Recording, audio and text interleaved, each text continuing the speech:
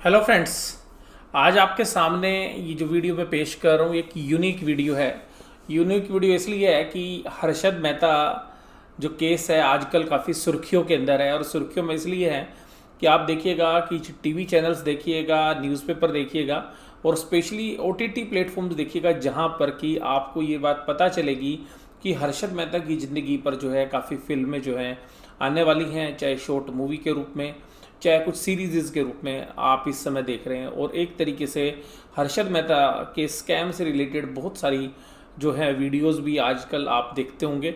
तो यहाँ पर इस स्कैम से जुड़ी हुई सच्चाई कैसे बयां करते हैं केडिया जी, और विजय केडिया जी एक जाने माने इन्वेस्टर हैं, तो वो किस तरीके से इसको सोचते हैं वो तो मैं आपके साथ जो है शेयर करूंगा ही। और उनकी जो बातें आज मनी कंट्रोल चैनल को जो है उन्होंने बताई, तो उससे संबंधित जो मेरा भी एनालिसिस साथ में आपको सुनने के लिए मिलेगा। तो देखिएगा, सबसे पहले इस केस के बारे में समझिएगा। जो हर्षद मेहता केस है ये वास्तव में एक तरीके का अजीब केस नहीं है, क्योंकि इस तरीके की घटनाएं विश्व के जगह जगह पर आपको देखने के लिए मिलेंगी, जहां पर कि मार्केट को एक यूफोरिक लेवल के ऊपर जो है पहुंचाया जाता है, और वहां पर स्कैम करने वाले लोग लिक्विडिटी की मदद से मार्केट को इतना ऊपर ले जाते हैं, जहां पर कि सभी इन्वेस्टर्स और ट्रेडर का सेंटीमेंट इस तरीके का हो जाता है कि मार्केट कभी गिरेगी ही नहीं। और उसी समय पर ऐसे लोग जो है एक बहुत बड़ी प्रॉफिट बुकिंग करते हैं और सिस्टम का मिसयूज़ करते हैं, जहां पर कि जो है इन्वेस्टर्स को, ट्रेडर्स को और बैंकर्स को बहुत भारी नुकसान होते हैं। तो ऐसी स्थिति के अंदर जो इन्वेस्टर्स हैं उनके सालों की जो है कमाई तो डूब ही जाती है, और हम ये भी कह सकते हैं कि उनका भविष्य है जो 30-40 सालों में बना हुआ होता है वो एक ही झटके के अंदर समाप्त हो जाता है। तो यहाँ पर इस एनालिसिस के अंदर मैं आपको विजय केडिया जी क्या सोचते हैं इस पूरे मामले के अंदर वो मैं आपके साथ बात करूंगा। जैसा कि सबसे पहली बात, हर्षद मेहता व सीन लाइक ए हीरो, जिस तरीके से मीडिया ने उनको एक हीरो की तरह बना दिया है हर्षद मेहता को, वो एक वरी जो है हम समझते हैं कि एक ऐसी स्थिति है जहाँ पर कि उनको एक हीरो की तरह या एक डॉन की तरह पेश किया जा रहा है, ऐसा जो है विजय केडिया जी मानते हैं। और now thousand of scams happens every 6 month और ईयर, और वो कहते हैं बहुत सारे स्कैम्स अभी भी जो होते हैं जो कि नोटिस में ही नहीं आते हैं। तो देखिएगा, उनका ये जो मानना है मैं भी इसके साथ एग्री करता हूँ। और बहुत सारे स्कैम जो है आप स्टॉक मार्केट में भी देखते हैं, हम बहुत सारी कंपनियाँ ऐसी देखी जो कि इन्वेस्टर्स का पैसा लेके गायब हो गई, या वो जो शेयर्स हैं आज पेनी स्टॉक हो गए। इसी तरीके से कुछ केसेस हैं जो आपकी नॉलेज में आ जाते हैं, आप चाहे DHFL की बात करिए या ILFS की बात करिएगा, या इसी तरीके के आप गीतांजलि वाले केस की बात करिएगा, जहाँ पे गीतांजलि ज्वेल्स के अंदर इन्वेस्टर्स का बहुत पैसा बर्बाद हुआ। इसके अलावा बहुत सारी इंफ्रास्ट्रक्चर कंपनी, पावर कंपनी आप देखेंगे तो पिछले 50 सालों के अंदर ना केवल हमने बहुत सारी कंपनियों को तबाह होते देखा है, जबकि प्रमोटर्स ने जो है खुद मिलकर उन कंपनियों को इसलिए बनाया कि इन्वेस्टर से पैसा लूटा जा सके। कुछ ऐसे केसेस आपने देखे हुआ था, मैं जो उस समय कॉलेज में पढ़ता था तो एक जूता कंपनी ने भी इस तरीके का IPO लेकर आई थी MS शूज़ के नाम से, और बाद में वो जूते की कंपनी ही नहीं थी, और वहाँ पर इन्वेस्टर से करोड़ों रुपए जो है लेकर वो ठगी का मामला जो है सामने आया था। तो ऐसे हज़ारों केस आपको मिलते रहेंगे। तो यहाँ पर एक आई ओपनर के रूप में जो है सेबी जो है आई, आपको बता दूं कि सेबी का गठन भी इन स्कैम की वजह से, या अगर हम सिक्योरिटीज़ लॉ की बात करें तो वो भी इन स्कैम की वजह से ही आए। तो देखिएगा, वैसे कभी कभी लोग हमसे पूछते हैं कि ये सेबी क्या है, तो हम बच्चों को बताते हैं कि सेबी का मतलब है कि जो शेयर मार्केट की जो पुलिस होती है उसको हम सेबी बोलते हैं। तो लेकिन सेबी एक रेगुलेटर है जो वास्तव में पूरी बाजार के ऊपर जो है नियंत्रण रखता है, उसको रेगुलेट करता है। लेकिन फिर भी देखिएगा इस तरीके की घटनाएं होती रही हैं, और देखिएगा चोर जो है हमेशा पुलिस से आगे की सोचता है, तो नई इनोवेटिव चीज़ें सोचता है, ऐसा जो है विजय केडिया जी का भी जो है मानना है। तो ये जो बातें हैं विजय केडिया जी ने आज अपने इंटरव्यू के अंदर जो कही, तो उन्हीं से मैं आपको जो है अवगत कराता हूँ। तो ये विजय केडिया जी कहते हैं कि इस पूरे हर्षद मेहता की जो सिस्टम था इसमें मार्केट को यूफोरिक किया गया, ऐसी प्रोसेस को डेवलप किया गया जहाँ पर कि बैंक को यूज़ किया जा सके, और स्टॉक मार्केट का मिस यूज़ करके जो है ये पूरी जो है रचना रची गई। और उसके अंदर आप यहाँ पे देखिएगा कि आज की डेट में भी और उस समय पर भी हर्षद मेहता को लाइक ए हीरो या एक डॉन की तरह जो है पेश किया गया। उसके बाद देखिएगा ये जो पूरा मामला था ये करीबन 1000 से 4000 करोड़ की बैंकिंग से संबंधित सिस्टम के लूप होल्स को यूज़ करके किया गया था। तो यहाँ पर जो है पहले पेपर्स के माध्यम से जो है गारंटी या जिनको हम प्रोमिसरी नोट बोलते हैं उनके माध्यम से जो है पैसा एक बैंक दूसरे बैंक को देता था, जिसका मिसयूज़ करके जो है हर्षद मेहता जी ने जो है बहुत बड़ा जो है स्कैम किया। देखिएगा उनकी हालांकि डेथ हो गई है, तो आपने सोचा होगा कि सर अभी जी बोल रहे हैं हर्षद मेहता को।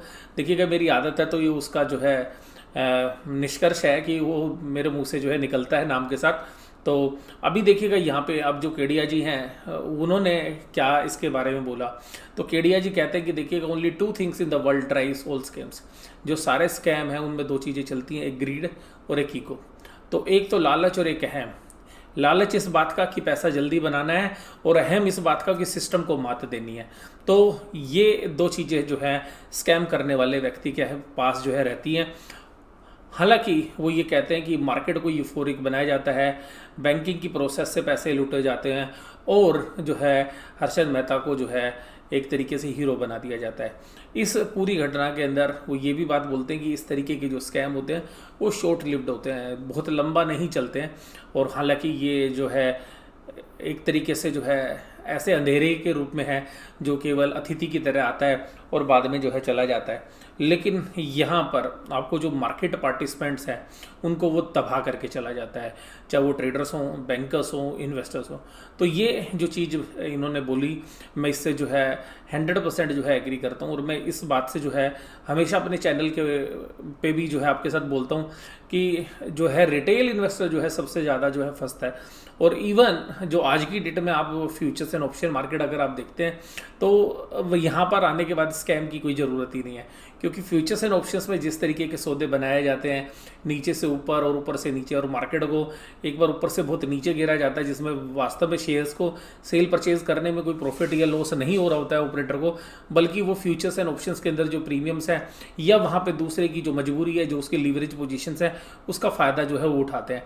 तो मुझे पर्सनली भी ऐसा लगता है कि हालांकि ये हेजिंग टूल्स के रूप में जो है गवर्नमेंट ने जो है स्टार्ट किए थे, लेकिन आप ध्यान रखिएगा आज की डेट में ये गवर्नमेंट के लिए बहुत अच्छे रेवेन्यू का सोर्स है, क्योंकि वॉल्यूम जो है सारा स्टॉक मार्केट के अंदर F&O ट्रेड के अंदर ही है।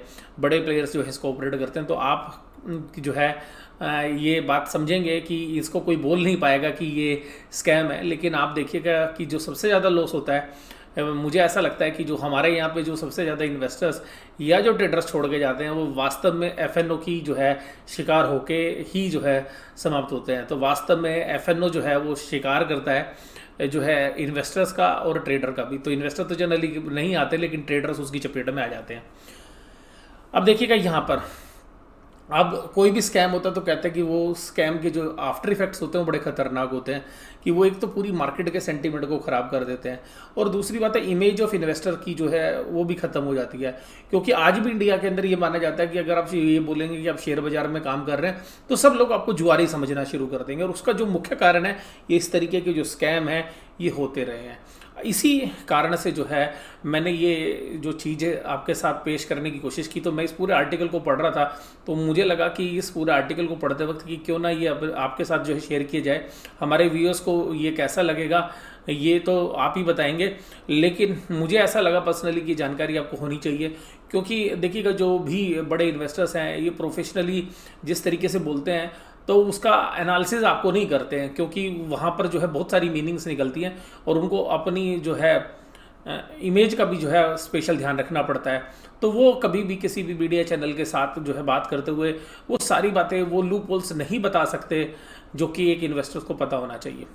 तो देखिएगा वो यहाँ पर एक और जो है मामला उठाते हैं कि जो 1950 के अंदर जो है हरिदास मुंद्रा नाम के व्यक्ति ने भी जो है एक बहुत बड़ा स्कैम किया था, जिससे पूरा इकोनॉमी को भी डैमेज मिला था और इन्वेस्टमेंट को तो मिला ही मिला था, और हमारा देश तो उस समय आज़ाद ही हुआ था।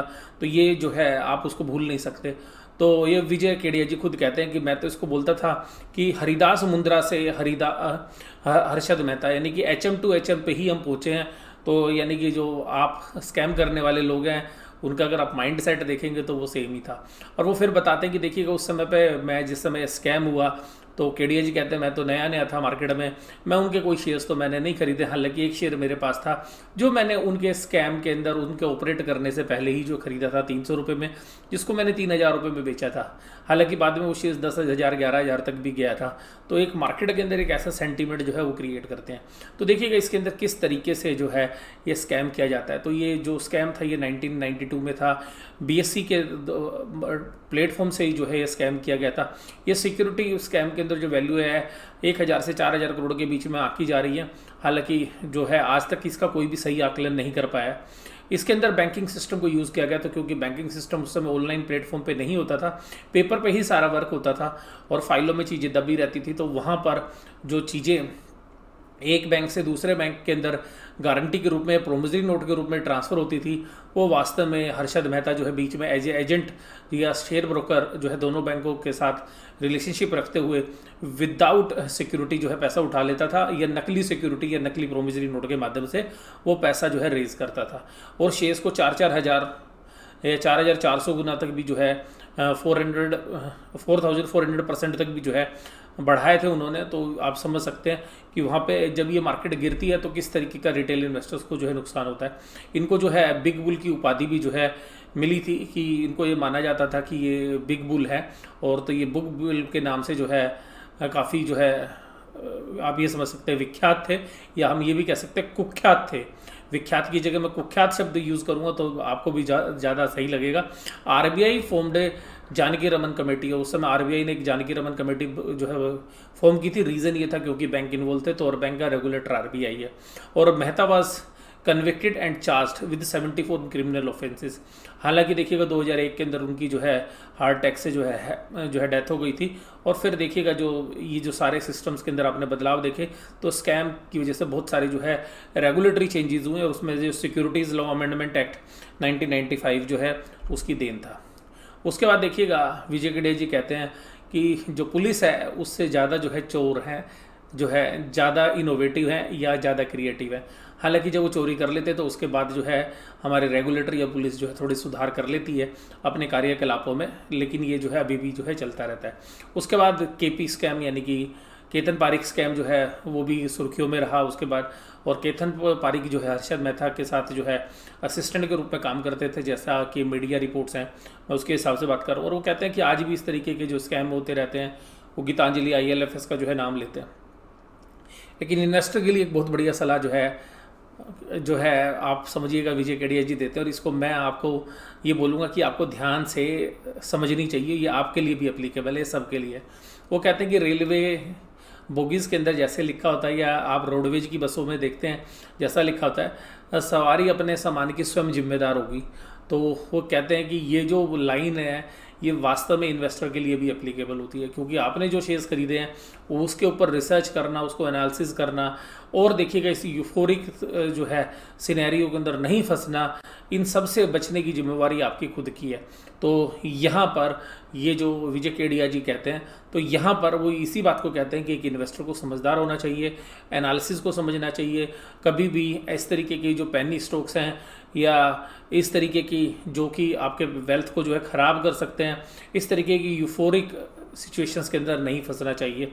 तो मार्केट कभी ना कहीं आपके जो है फॉर्चून को जो है तबाह कर देगी। तो सीधी सी बात यहाँ पर हमें देखने के लिए मिलती है कि वो एक बेहतरीन लाइन बोलते हैं कि देखिएगा सालों लग जाते हैं जो है रोम बसने में। कहते हैं Rome was not built in day, एक दिन में नहीं बसता, हजारों लाखों साल जो है किसी भी वेल्थ को या असेट्स को बनने में लगते हैं।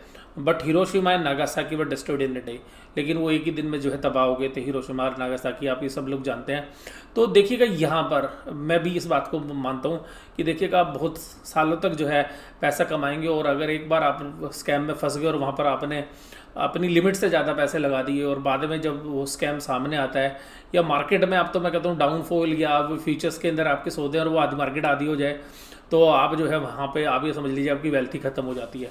तो क्योंकि FNO को भी जो है पूरा पता नहीं होता, क्योंकि आप कॉन्ट्रैक्ट तो लेते हैं 20 लाख का, लेकिन मार्जिन जाता है 4 लाख। तो आप सोचते हैं कि केवल 4 लाख का कॉन्ट्रैक्ट है, कॉन्ट्रैक्ट तो 20 लाख का होता है, तो प्रॉफिट लॉस सब 20 लाख पे होते हैं।